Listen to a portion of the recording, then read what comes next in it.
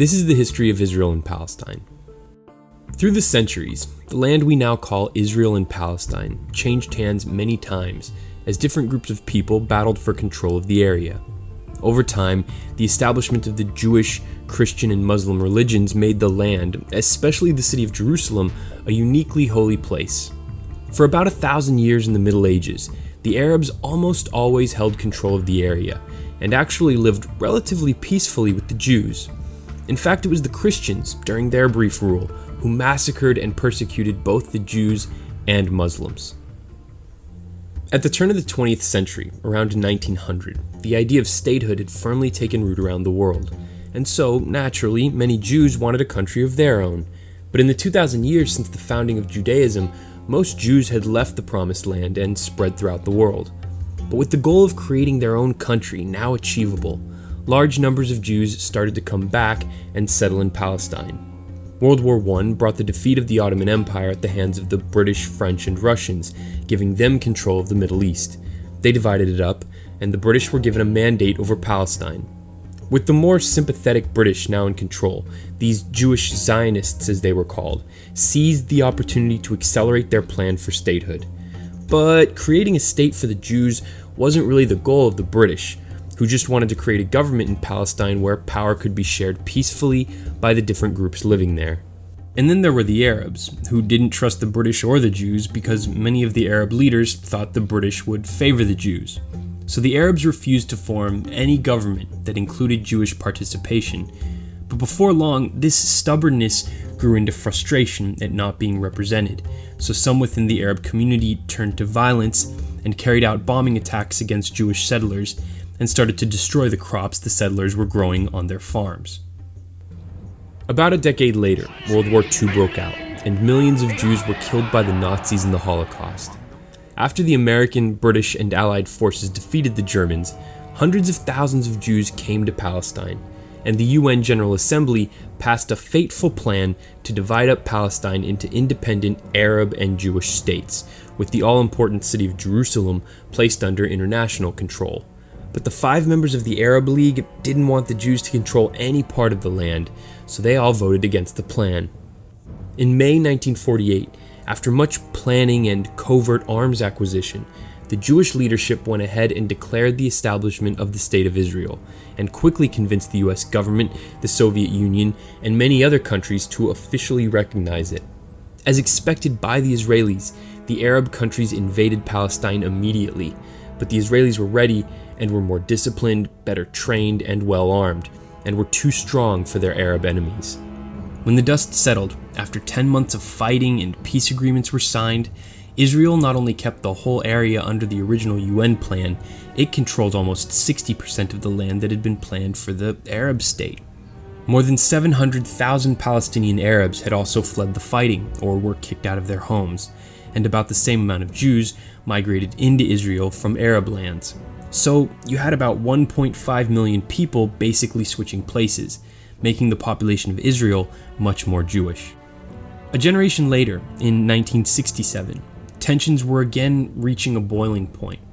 There had been some deadly cross-border attacks from both the Israelis and the Arabs, so Israel decided to launch a surprise invasion, and in 6 days won control of the Gaza Strip and Sinai Peninsula from Egypt, took the West Bank and East Jerusalem away from Jordan, and kicked Syria out of the Golan Heights. Fewer than 1,000 Israeli troops were killed in the short war, but over 20,000 Arab soldiers died, went missing, or were captured. And just like in the 1948 war, hundreds of thousands more Palestinian Arabs left. Since then, Israel's really built up its security capabilities and constructed many settlements in these newly occupied territories, even though the UN and the International Court of Justice declared the settlements illegal under international law. 10 years after the war, Israel returned the Sinai Peninsula to Egypt, and in 2005 pulled its troops and the settlers out of the Gaza Strip. But there are around 750,000 Jewish settlers in the West Bank, East Jerusalem, and the Golan Heights.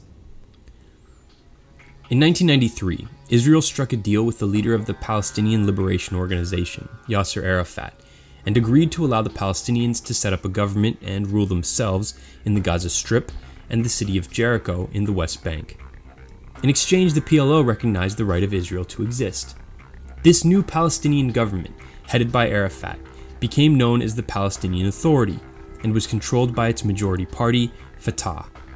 But not all Palestinians, especially people in the Gaza Strip, liked Arafat's more moderate approach, and so a split took place, leading to the rise of the more extremist Islamic party, Hamas, whose leaders refused to negotiate with Israel or recognize its right to exist.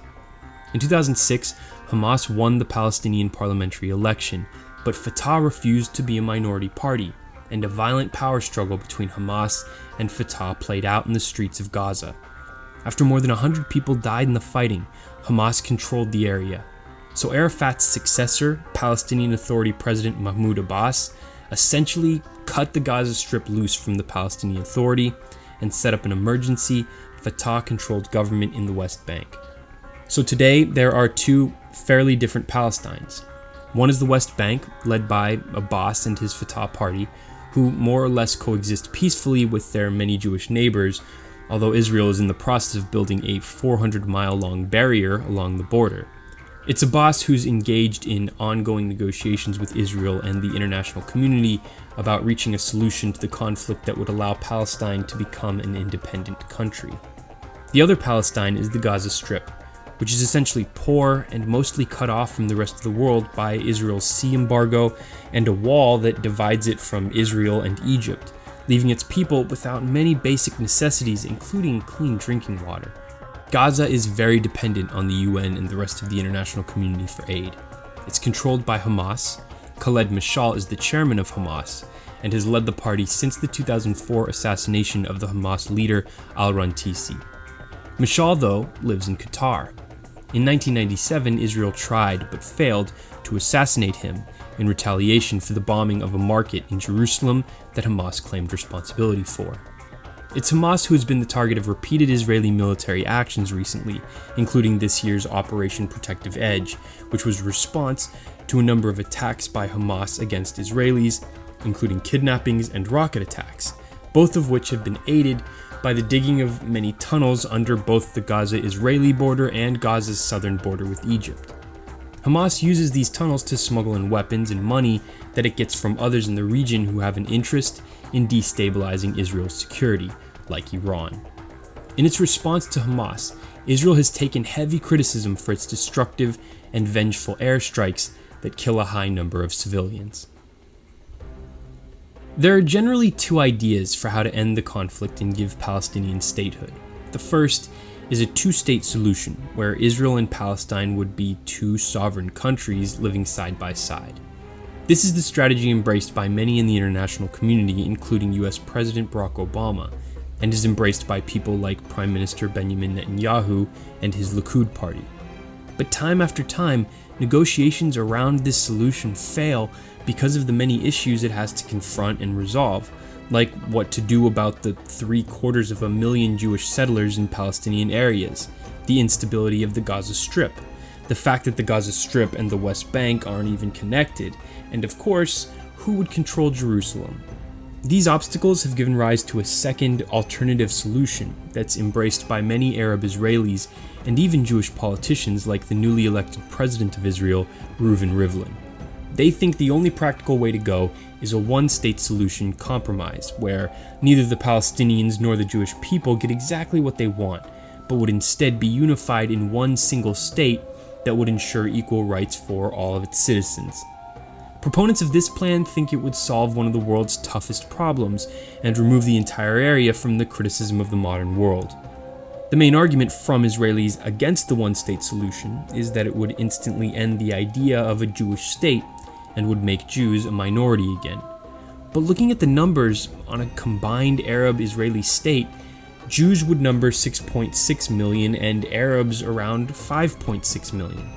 Of course, that's before the issue of people migrating back to this unified country is settled. Another issue that would require a creative solution is the wealth gap between the technologically driven and very prosperous economy of Israel and the much more challenged economic situation of the Palestinian territories. Thanks for watching. Hopefully this video helps you see the situation with clearer eyes the next time it's in the news. But I want to know what you think. How should the Israeli-Palestinian conflict be solved?